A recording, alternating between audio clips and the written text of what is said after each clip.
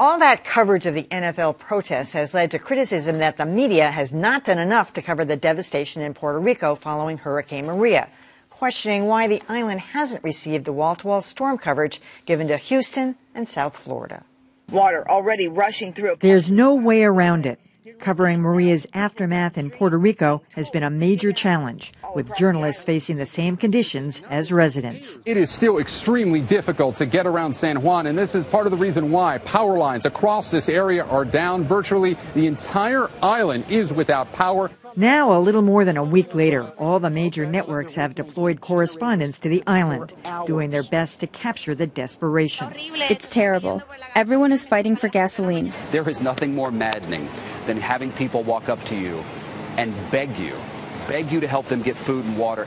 NBC's Lester Holt is even anchoring the nightly news from San Juan, but he acknowledges getting there required help. We made our way to Puerto Rico today, a day-long journey aboard a military transport. Another challenge has been navigating the politics of Puerto Rico's unique status. No water, no food, she tells me. Everything is destroyed, she says. Many interviews have been in Spanish, leaving the impression we're covering a calamity in a foreign country, an impression the media is trying to avoid.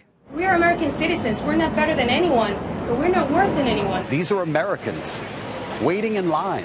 This small piece of America, almost 1,000 miles from the U.S. mainland, has never felt more remote.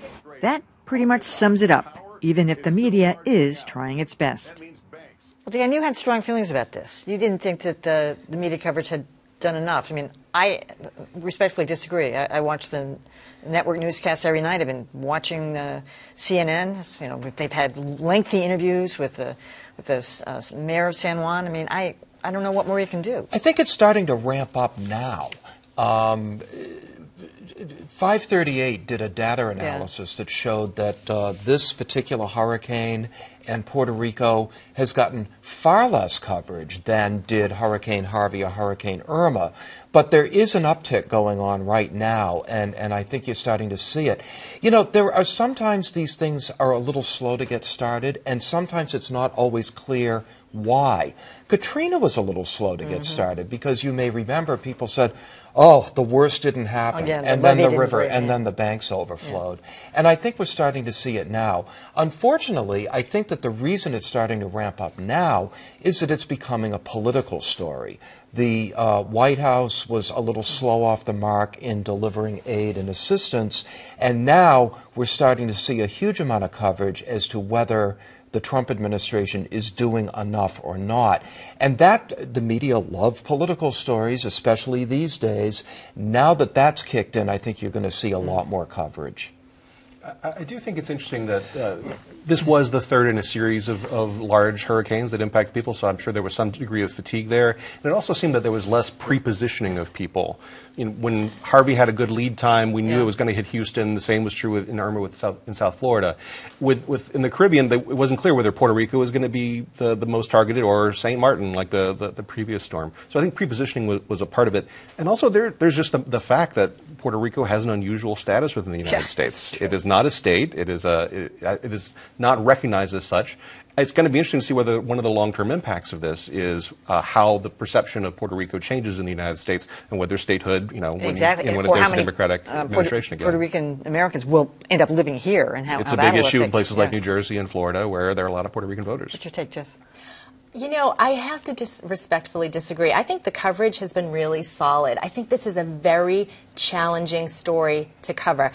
You know, you had to be there before Maria came. I mean, getting there now is extremely difficult. And then once you're there, how are you going to get back? Are you going to jump on a cruise ship? Because the airport's in shambles, you know, and you've got no electricity, no power. So if you can't get there, you know, the next best thing is, all right, by phone. Let me reach people there by phone. But you can't because no one's phone's working. There's no power. I feel like the reporters who are there, and Univision has quite a few, and as you know, we just saw in the segment, are doing a tremendous job of getting these people's stories out. And not only that, they're connecting residents on that island, on Puerto Rico, with people here to let them know that they're okay. I just think it's a real, you know, difficult story. Because they have to drop in their own generators. They have to bring them in. It's a safety issue, too. I mean, you get there, okay, where are you going to stay? Are we going to have enough water? How long are we going to be there? How are we going to get back?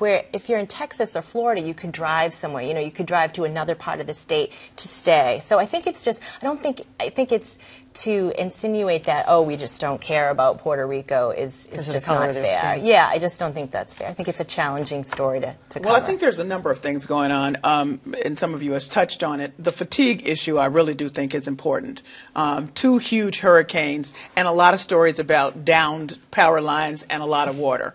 You know, in our business, didn't we do that story last week? I mean, let's just be real. That's how we respond. And so it takes a minute to realize, okay, yeah, we did it, but this is something else that's happening in another place, and this is ours, and we need to do that. So that's that part of it. The other thing is, and I'm happy to see, they were able to deploy their reporters and their correspondents who speak Spanish. Bill Weir speaks Spanish. So does Gotti Schwartz on MSNBC. And so they don't have to wait to get, when you usually go to places where people don't speak the language, somebody that's called a fixer who can go with you. Nobody has time for that. They're trying to take care of their families and everything else. So you really can get an intimacy with the people. So that's extremely important. And then it was, NFL sucked up a lot of time. It did. However we want to look at it, and the health care bill. And then by the time we got back to it to realize people are literally starving, and there were something that the president could have done by allowing those other ships to come, and on and on and on, and was really his tweet, once again, about Puerto Rico being in debt that got people saying, wait a minute, we're starving, and you're talking about our debt, and we're Americans. So there's plenty of blame to go around on the other side. I do think that those networks who have been in there have done a pretty good job. And I'll predict that next week Puerto Rico will be the #1 story.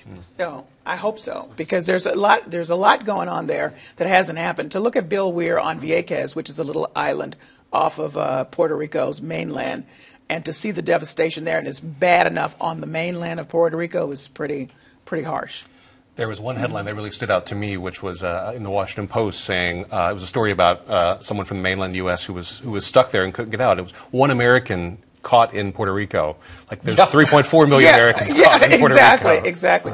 Bill Weir actually gave somebody, a crying woman, some money. She said, "Oh, that was bad, though. That was pathetic." Well, all right, oh, maybe, God, but that made me cringe. Bill Wheeler was handing her. What do you got to do? I mean, it's a human moment. I didn't take it that way. All right. Well, putting it on TV was a bit much.